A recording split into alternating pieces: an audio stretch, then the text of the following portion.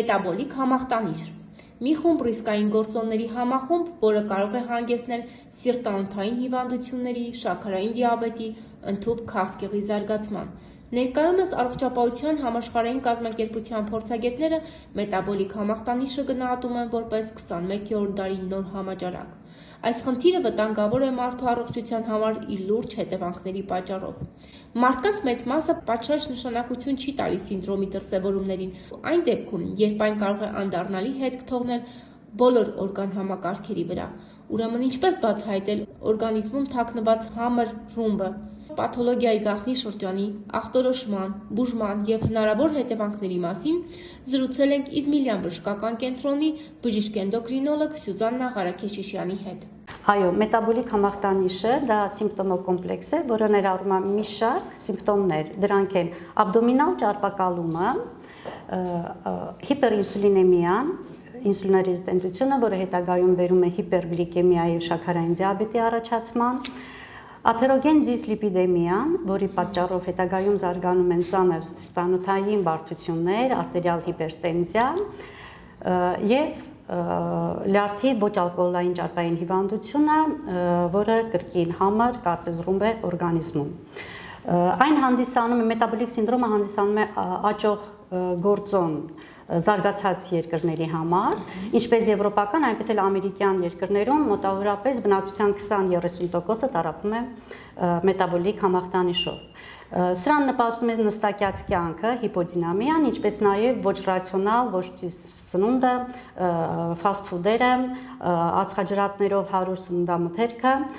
որոնք հետագայում բերում են քաշի ավելացման և հատկապես աբդոմինալ ճարպակալման։ Այժմ ցանկանամ կետ-առ-կետ անցնել այդ համախտանիշի սիմպտոմների վրայով, որպեսզի ավելի պարզ լինի մեր ունկնդիրների համար։ Ուրեմն առաջինը աբդոմինալ ճարպակալումը համարում ենք այն դեպքում, երբ որ կա կանանց մոտ գոտկատեղի շրջագիծը 80 սանտիմետրից մեծ է, իսկ տղամարդկանց մոտ 94 սանտիմետրից մեծ է։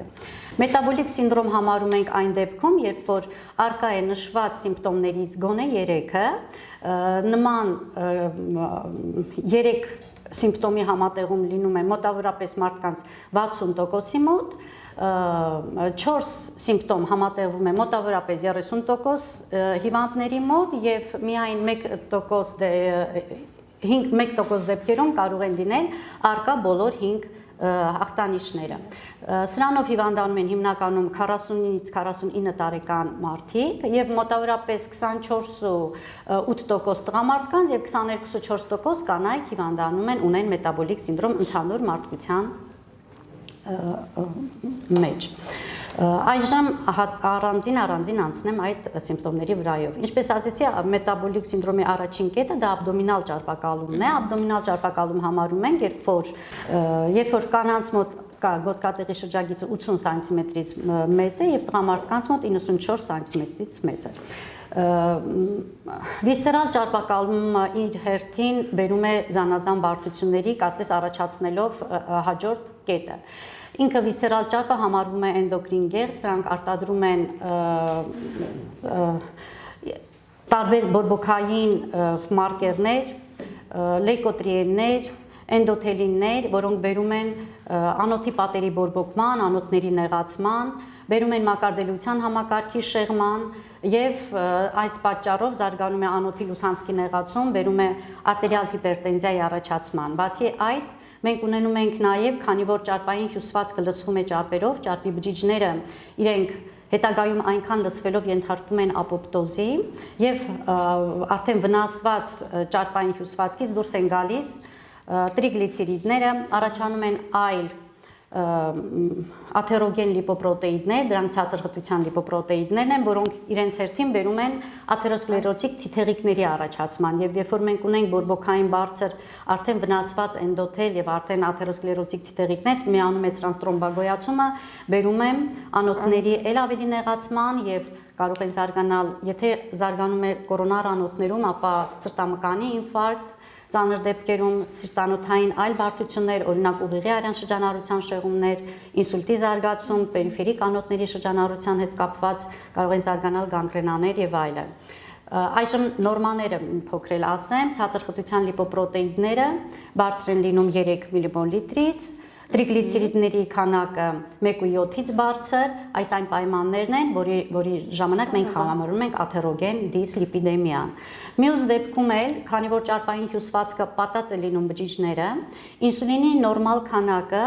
չի կարողանում ազդել բջջի ռեցեպտորի վրա, զարգանում է ինսուլինակայունություն։ Եվ որպեսզի այս ինսուլինը կարողանա կատարել իր ֆունկցիան, այսինքն բերի նյութափոխանակության նորմալացման, շաքարի թվերի իջեցման արյան մեջ, մեկ ավել պորցիա կարծես արտադրվում է, բերում է հիպերինսուլինեմիա եւ այս հիպերինսուլինեմիկ վիճակում նոր կատարվում է ինսուլինի ֆունկցիան օրգանիզմում։ Սակայն սա նույնպես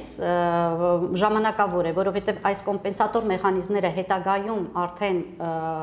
շեղվում են ու բերում է հիպերգլիկեմիայի։ Սկզբնական շրջանում դա արտահայտվում է նախադիաբետի ձևով, երբ որ ունեն գլուկոզի բարձրացում կամ անոթի ժամանակ, կամ ուտելուց հետո, կարող է նույնիսկ լինել ուտելուց հետո գլուկոզի քանակի իջեցում, որովհետև ունենք ավելի ինսուլինի քանակ, որը ճիշտ չի աշխատում։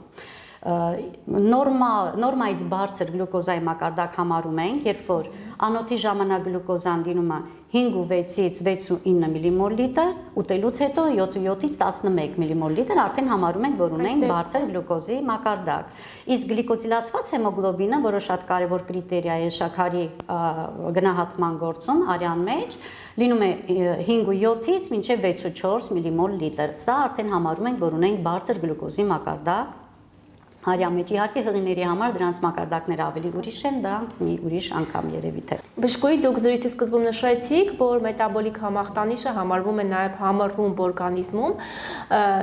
որից կարելի է ենթադրել, որ այն հիմնականում անախտանիշ է զարգանում։ Ինչպես որոնք են այսպես ասած ահազանգերը սովորական պացիենտի համար, ձեր դեպքում պացիենտի, այս դեպքում քաղաքացու համար, որոնք որ կարող են ահազանգ լինել, որ պետք է դիմել բժշկի եւ հնարավորինս արագ կանխել այս պաթոլոգիայի զարգացումը եւ հետագա,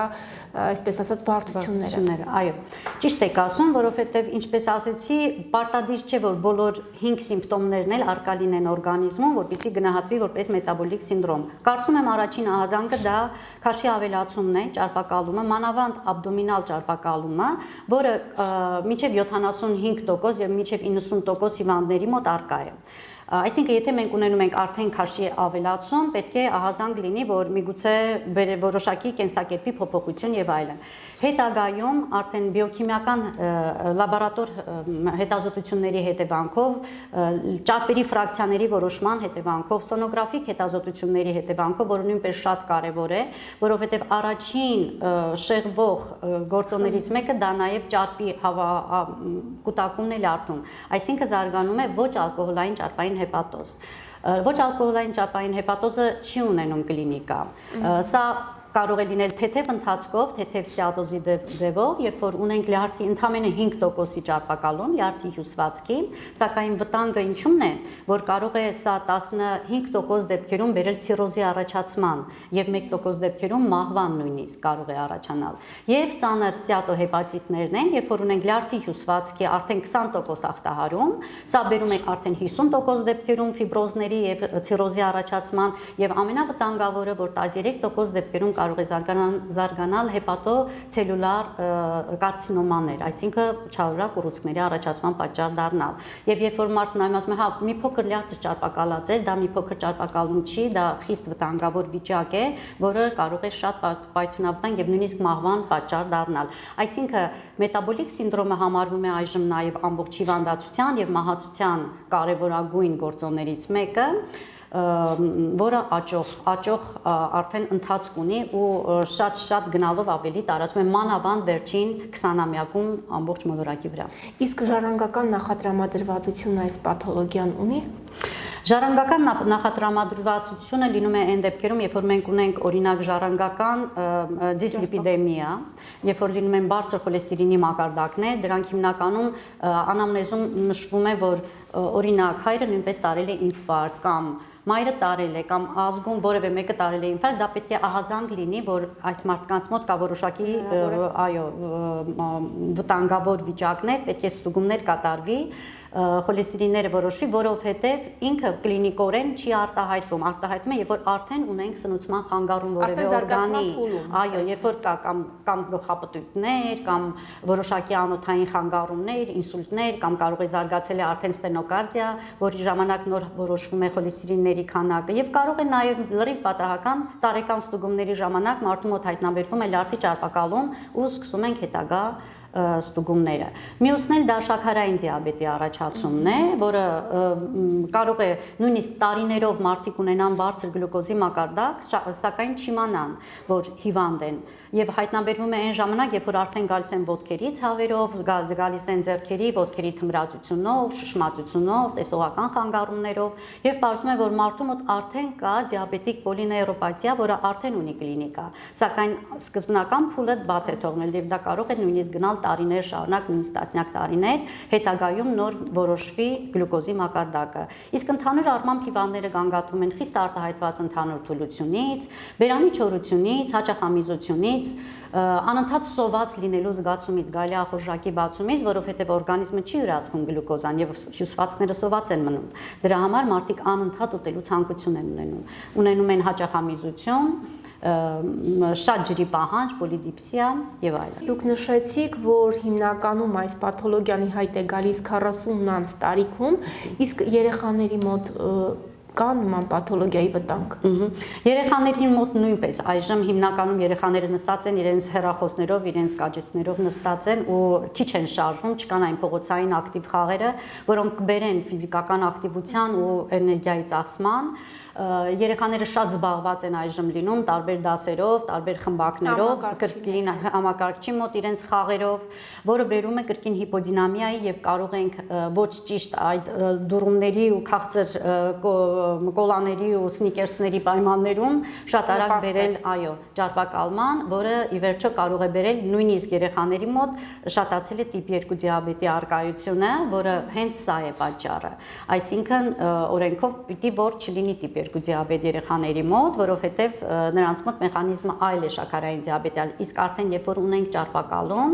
սա կարող է բերել ի վերջո ինսուլինի քանակի ավելացման եւ հետագայում նաեւ շաքարային դիաբետ տիպ 2-ի առաջացման։ Բժշկուհի, խոսենք նաեւ բուժման մեթոդներից։ Բուժման մեթոդները առաջինը դա կենսակերպն է։ Ամենակարևորը պետք է օրական գոնե 50 րոպե պետք է բուժենք, այո, գոնե 50 րոպե ակտիվ քայլ, ակտիվ շարժումներ, լող, որևէ մարզումների գնալ կամ գոնե սովորական քայլ, ոչ դանդաղ ճեմելով, որոշակի ռիթմով 50 րոպեից ոչ պակաս, որովհետև 45 րոպե հետո նոր սկսում է ճարպերի մոբիլիզացիան։ Եվ մյուս կողմից էլ պետք չի, որ հեվալով, այսպես օրգանիզմի համար դիսկոմֆորտով, այնքան որքան օրգանիզմին հաճելի է այդ տեմպով քայլել։ Առաջինը դա, եւ երկրորդը ճիշտ ժամանակին սնվել ավելի սպիտակուցներով, բջջանքով հարուստ սնունդ օգտագործել, որպեսզի ավելորդ էներգիայի կուտակում չլինի։ Շատ կարևոր է ծնողների հսկողությունը երեխաներին, որպեսզի ճիշտ լինեն, որ ավելորդ շոկոլադ, ավելորդ քաղցրավենիք չօգտագործվի, եւ ճիշտ ժամանակին գնալ գոնե հետազոտությունների, սովորական արյան ընդհանուր քննություն, գլյուկոզի որոշում արյան մեջ եւ նաեւ ճարպերի որոշում արյան մեջ։ Արյան ընդհանուր քննությամբ հնարավոր է պարզել, որ արյան ընդհանուր քննությամբ հնարավոր չէ պարզել։ Ուղղակի ճարպային հյուսվածքը ինքը բերում է, ինչպես ասեցի, ոչ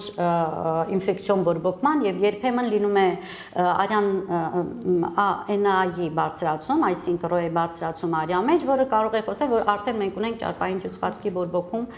ստերիլ բորբոքում է գնում, որը կարող է նույնպես այդ մասին խոսել։